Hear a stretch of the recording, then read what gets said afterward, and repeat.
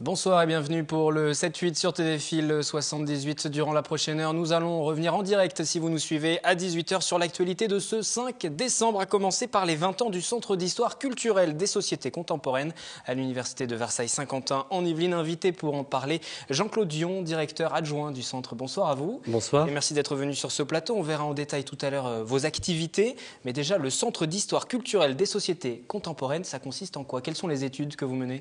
Alors c'est un laboratoire d'histoire culturelle, c'est-à-dire qu'on étudie l'histoire sociale des représentations, un laboratoire donc d'histoire, mais aussi avec des littéraires, avec des linguistes qui cherchent à comprendre la société depuis en fait le milieu du XVIIIe siècle jusqu'à nos jours. Et ce laboratoire fête donc ses 20 ans. On va en parler dans quelques instants. Bonsoir également Johanna. Bonsoir Wilfried. Comme tous les mercredis, avec vous, nous allons faire le point sur la culture, la chronique culture dans un petit quart d'heure. Oui, nous irons à Coignières au théâtre Alphonse Daudet pour nous intéresser à un spectacle qui va être joué. Il s'appelle Le Voyage, c'est la pièce de comique de théâtre, le Voyage de Monsieur Perrichon. À tout à l'heure, Johanna, donc dans une quinzaine de minutes pour cette chronique culture. Le reste des titres en images à présent, les autres sujets que nous allons aborder en ce 5 décembre. C'est la journée mondiale du bénévolat. Les associations sont souvent en recherche de bénévoles pour les aider à les recruter. Une initiative originale en speed dating a été organisée à Versailles. Nous y reviendrons avec en plateau notamment la déléguée départementale à la vie associative des Yvelines. 24 heures avant le début de la Star Academy au château de la Jeunesse à Châteaufort. Ce soir, nous vous proposons une visite guidée de cette bâtisse yvelinoise. Donc, les températures se refroidissent. Les premiers flocons ont fait leur apparition en fin d'après-midi. Le département des Yvelines se tient prêt. Le plan neige a été déclenché. Il est en vigueur jusqu'au 17 mars. Et puis, toujours de saison, la patinoire de Versailles. Elle a repris du service. Une patinoire écologique dotée d'une surface synthétique et qui fonctionne sans eau ni électricité, installée devant l'hôtel de ville jusqu'au 6 janvier. Le plan neige reprend donc du service. Les premiers flocons sont d'ailleurs tombés en fin d'après-midi sur Saint-Quentin en Yvelines. Vous en voyez déjà quelques images. Soyez vigilants bien sûr en raison du verglas. Ce plan neige qui a été élaboré fin 2011 pour garantir l'efficacité des opérations de salage en cas de neige ou de verglas est donc à nouveau en vigueur. Et ce, je vous le disais, jusqu'au 17 mars afin d'éviter de revivre la pagaille de décembre 2010. Les explications tout de suite de Catherine Zulato. Chacun se souvient des épisodes neigeux de l'hiver 2010 et des automobilistes bloqués en fin d'après-midi. La leçon a été retenue et depuis 2 ans, les services plus que mobilisés pendant ces mois d'hiver. Un plan vigilance a été mis en place dans le département depuis quelques jours. Les équipes de techniciens et cadres sont mobilisées en astreinte 7 jours sur 7 et 24 heures sur 24.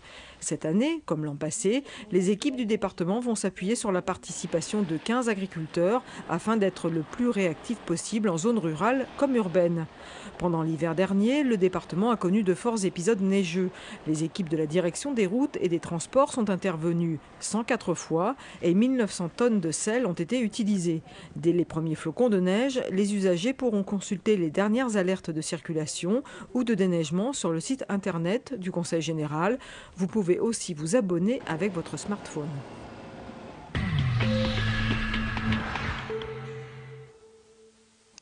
Jean-Claude Dion est donc le premier invité du 7-8 de ce soir, maître de conférence habilité, enseignant en histoire. Je le disais au début de cette... Professeur. Excusez-moi, vous êtes professeur depuis... Comme c'est récent, comme ça on donne l'information, vous avez tout à fait raison.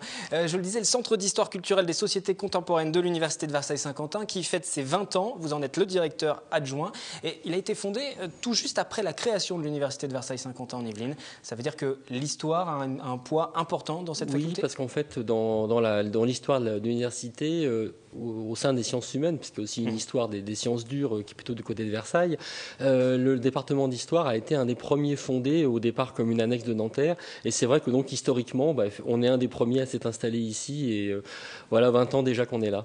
Et ce centre est le seul laboratoire d'histoire en France ayant pour objet exclusif la recherche en histoire culturelle du contemporain. Oui, parce qu'en fait, on avait compris dès le départ, et ça a été l'idée du créateur du centre, Pascal Horry, qui depuis est parti, est professeur à la Sorbonne, que pour notre université, l'université, et je crois que c'est valable pour aussi d'autres matières. Pour lutter contre les grandes facs parisiennes, il faut avoir un créneau bien précis dans lequel on ait un renom d'excellence qu'on a réussi à se construire au fil des années. Il ne faut pas lutter avec les grandes facs en voulant être généraliste, mais avoir un type de recherche précis. Et donc, on a choisi l'histoire culturelle parce que c'était le moment où elle se développait. Maintenant, elle est un peu hégémonique. Et donc, du coup, on bénéficie de ce choix qui a été fait il y a 20 ans. Justement, c'était précurseur à l'époque quand vous avez décidé de lancer ce centre-là, oui, ce laboratoire. Ça s'est fait naturellement? Ça a été difficile de le mettre en place? Ça s'est fait un petit peu en mettant un pied devant l'autre et les choses se sont faites. Ce qui est formidable à Saint-Quentin-en-Yvelines, dans une ville nouvelle, c'est que justement, on peut faire des choses alors que le monde universitaire quand même est souvent un peu sclérosé, un peu conservateur. Et là, on arrive, on lance des séminaires, on fait des colloques, on lance des programmes de recherche et les choses se font, en partie d'ailleurs aussi parce que la ville nouvelle a toujours beaucoup soutenu l'université. Alors, les chercheurs étudient les usages et les pratiques culturelles aussi, les sensibilités, les valeurs, les croyances, les imaginaires communs, les normes et les univers symboliques. Tout ça, c'est sur le papier. Concrètement, ça consiste en quoi? Quel type de recherche on pourrait citer pour que le grand public comprenne ce que vous faites? Alors, on a des domaines d'excellence qui sont, par exemple, l'histoire du livre ou encore l'histoire des médias. Et par exemple, il est sûr que le journal que vous faites en ce moment, ça peut devenir un objet de recherche et je pense que dans quelques années, il y aura peut-être un mémoire de master sur cette émission. Cette émission. Il y a aussi l'histoire des spectacles dont je m'occupe plus directement et puis aussi l'histoire des relations culturelles internationales. Finalement, il y a énormément de domaines. L'histoire culturelle, c'est plus une sorte de regard, une façon d'analyser les événements plutôt que une spécialité précise avec un domaine précis. Vous parliez de l'histoire justement des spectacles. Tout à l'heure sur ce plateau, nous parlons de la représentation du voyage de Monsieur Perrichon, par exemple, d'Eugène Labiche, qui sera joué du côté de Coignères avec la compagnie L'Élixir. Ils seront sur ce plateau tout à l'heure. Ça peut être un sujet d'étude, par exemple? Totalement. La façon dont aujourd'hui c'est joué, s'interprété par rapport à avant. Et puis même aussi ce qu'a été la pièce au 19e siècle. Elle a été créée en 1860 et on a fait, par exemple, un colloque sur les spectacles sous Second Empire qu'on avait tenu au théâtre de Saint-Quentin-en-Yvelines. Donc vous voyez, on cherche aussi à sortir de la fac parce qu'on est sur des domaines et des sujets qui peuvent intéresser un public large. Et donc, c'est vrai, quand on fait de la physique quantique, c'est entre spécialistes, mais là, quand on parle de spectacle, de théâtre, on cherche au maximum et on a beaucoup l'appui des structures culturelles de la ville. On cherche effectivement à faire en sorte que le public saint-quentinois puisse suivre nos travaux et puisse aussi avoir accès à notre site internet, qui est un élément très important pour notre labo.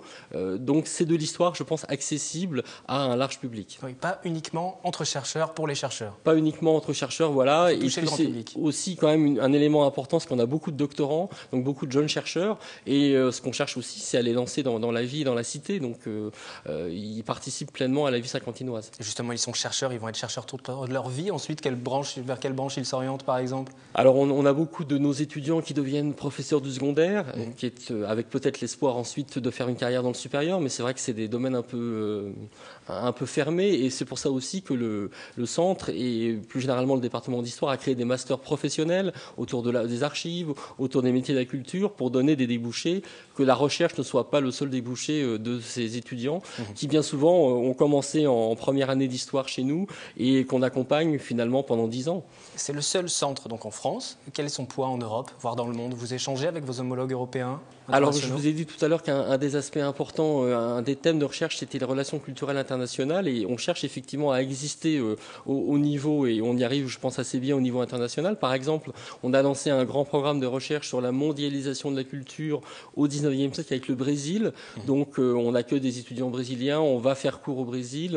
On a beaucoup de rapports aussi avec la Chine, avec différents pays européens. On a des spécialistes de l'Allemagne de l'Est, par exemple. Et c'est sûr que maintenant, un centre ne peut pas exister de façon franco-française. Et de ce point de vue-là, l'histoire culturelle, c'est un bon billet pour voyager et pour exporter la recherche à la française. Mais il y a une vraie reconnaissance aussi, ne serait-ce que sur le territoire français. Alors par exemple, vous êtes classé, le centre est classé A+, laboratoire d'excellence par l'instance nationale d'évaluation de la recherche. Alors oui, ça c'est un petit peu les affaires de cuisine internes des universités, mais vous savez qu'on aime beaucoup les classements maintenant, et Dieu merci. C'est toujours une fierté quand on reçoit un tel classement. Exactement. Mais après, il faut le défendre, et puis on l'a pour une certaine période, il faut continuer continuer à le maintenir. De ce point de vue-là aussi, on est partie prenante d'un LabEx. Je pense que nos spectateurs ont entendu ce terme. Hein, c'est les grands programmes de recherche qui ont été lancés par le précédent gouvernement. Donc il y a un LabEx qui s'appelle Patrima, qui est fait avec Cergy autour du patrimoine matériel. Et le centre, comme d'autres centres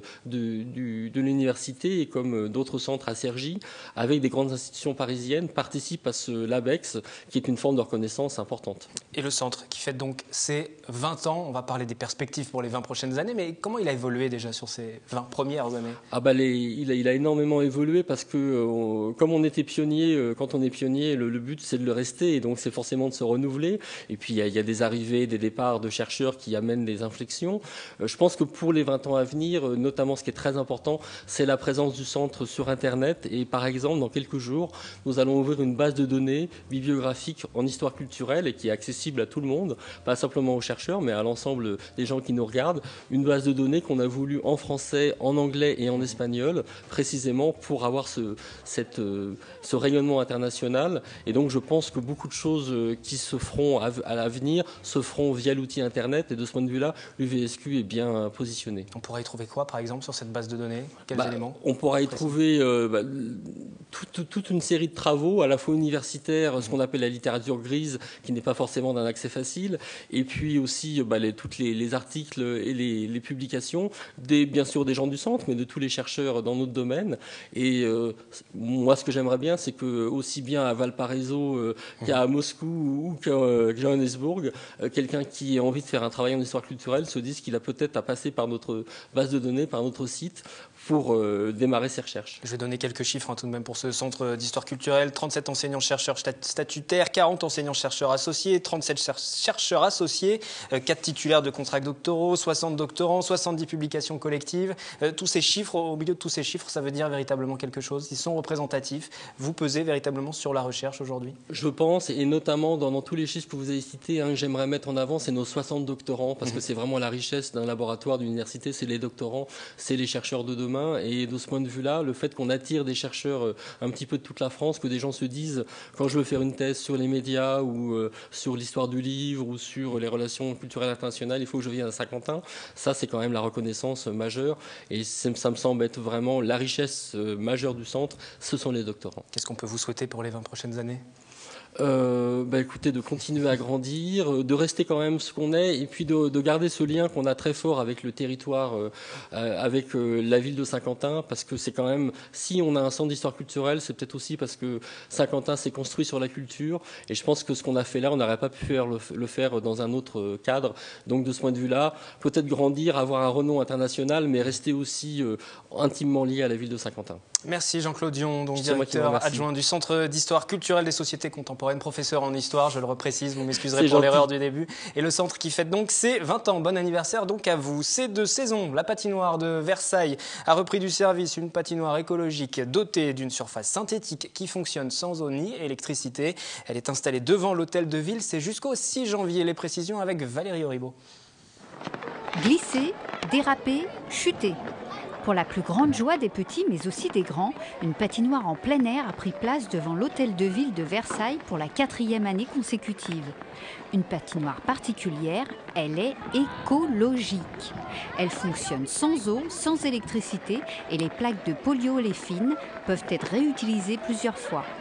C'est auto-lubrifié, donc on n'a quand même pas encore tout à fait la qualité de la vraie glace, mais ça commence à rapprocher.